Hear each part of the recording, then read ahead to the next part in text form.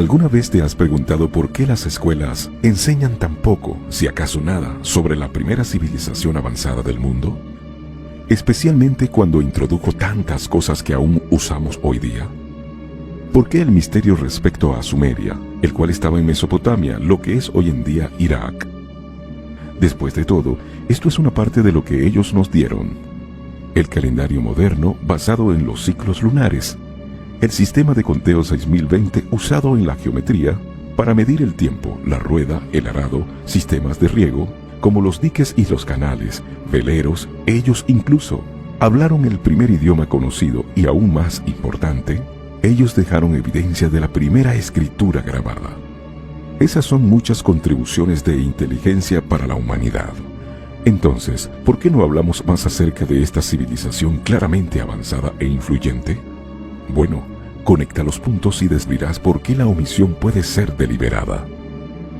Los sumerios eran precisos al crear tantos sistemas avanzados. Aún así, nosotros descartamos su historia del hombre como una mera mitología. ¿Y por qué?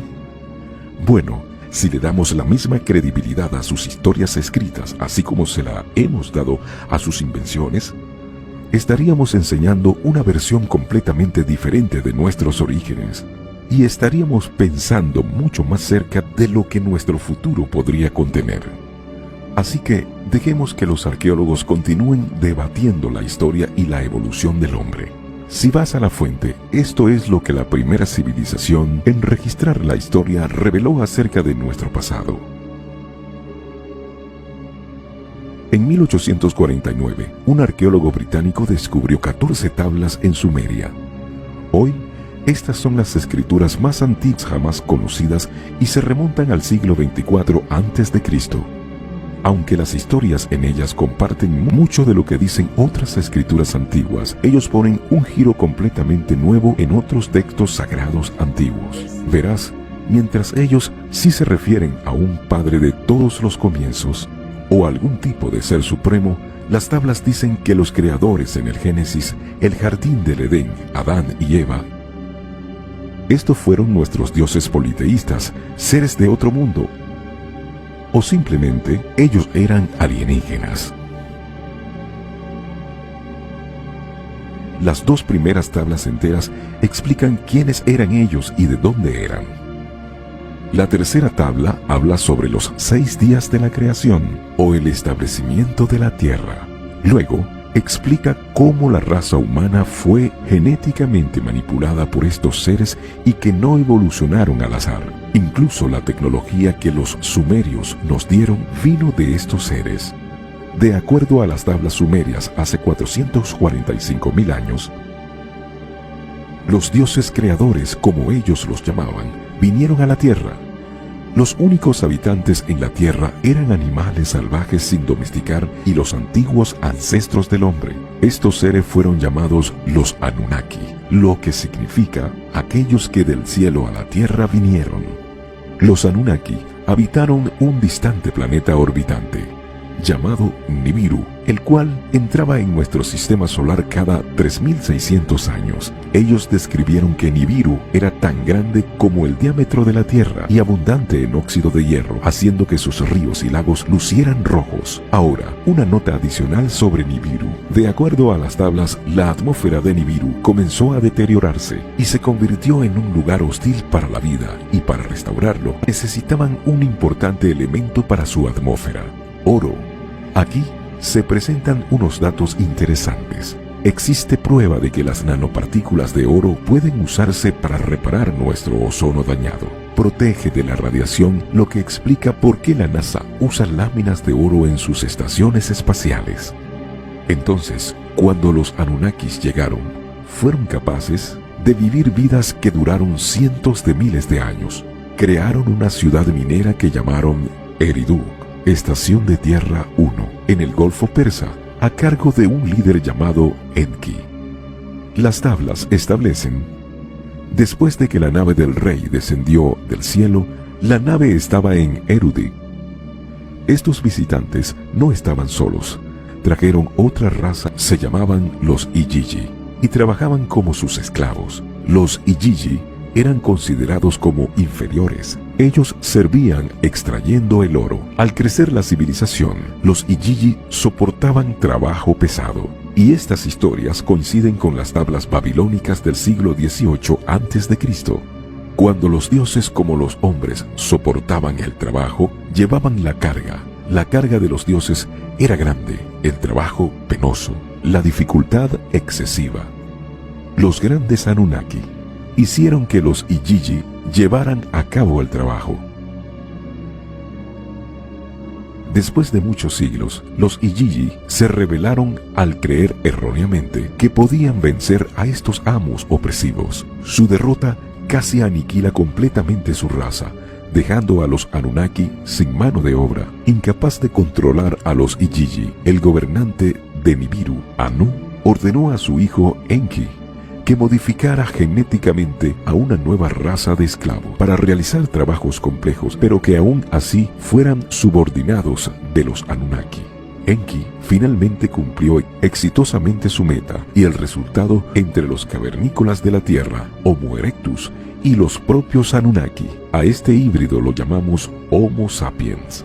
Las tablas llamaron al primer hombre el Adamu. En hebreo, Adán significa hombre. Los Anunnaki, de quienes sabemos vivieron muchos siglos, eran gigantes comparados con los Homo sapiens. Ahora, como su principal propósito en la vida era servir a los Anunnaki, los Homo sapiens fueron a cambio de ello educados en habilidades sociales, en asuntos académicos y tecnología. Todo esto está bastante aclarado en las tablas. Los nuevos esclavos humanos eran estériles, pero como demanda para el aumento de la mano de obra, ellos fueron nuevamente modificados para que pudieran reproducirse. Esto conllevó a una sobrepoblación, así que luego muchos humanos fueron desterrados de la seguridad de sus ciudades, dando lugar a la historia del Jardín del Edén y la historia de su destierro del paraíso por procrear. Mientras que los humanos evolucionaron para ser más inteligentes, algunos líderes Anunnaki procrearon con estos humanos. Los dos que resultaron de estas uniones prohibidas entre razas fueron llamados Nefilim, o gigantes de antaño. Las tablas dicen que estas costumbres enfurecieron a Enlil, el líder Anunnaki de ese entonces, quien además era el hermano de Enki. Enlil quería asegurarse de que ningún humano jamás ascendería al poder y potencialmente gobernar Nibiru. Naturalmente, la procreación interracial incrementaría ese riesgo, pero estaba más allá de su control. La población humana se incrementó durante los siguientes milenios, solo para conocer un plan de control de la población que la naturaleza resguardaba. Durante uno de los ciclos de los 3600 años, la órbita de Nibiru creó estragos en el Sol y en la Tierra. Aunque se indica que Nibiru usualmente pasa sin causar daño, las tablas describen un evento cataclísmico que ocurrió cuando Nibiru se acercó a la Tierra. Dice, al principio, manchas negras aparecieron en la superficie del Sol, el campo magnético de la Tierra se debilitó, la temperatura subió y las capas de hielo comenzaron a derretirse. A este evento lo llamamos el diluvio o la gran inundación. De acuerdo a las tablas, Enlil vio la catástrofe que se aproximaba como una oportunidad para librar al planeta de los humanos que él consideraba indignos. Él regresó a Nibiru, pero muchos Anunnaki decidieron quedarse y presenciar la inundación y destrucción del planeta desde sus botes celestiales que circulaban la Tierra. En este punto, grandes sabanas de hielo del Polo Sur colisionaron y cayeron al océano. Esto hubiera creado tsunamis en todas partes, dirigiéndose al norte, a las minas de oro en el sureste de África. La marea continuó hacia el norte hasta que llegó y sumergió la ciudad de Edén, uno de los primeros establecimientos de los Anunnaki en la Tierra, ahora sumergido en algún lugar al fondo de lo que hoy en día es el Golfo Perso.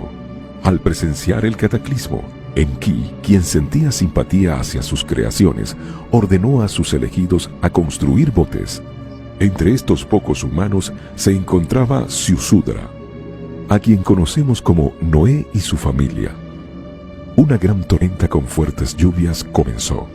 La marea siguió arrasando la tierra durante 7 días hasta que finalmente se detuvo. Pero las fuertes lluvias siguieron durante 40 días y noches. La historia del diluvio está registrada en casi todas las civilizaciones de nuestro planeta. Luego del diluvio, la reconstrucción de un nuevo puerto espacial comenzó.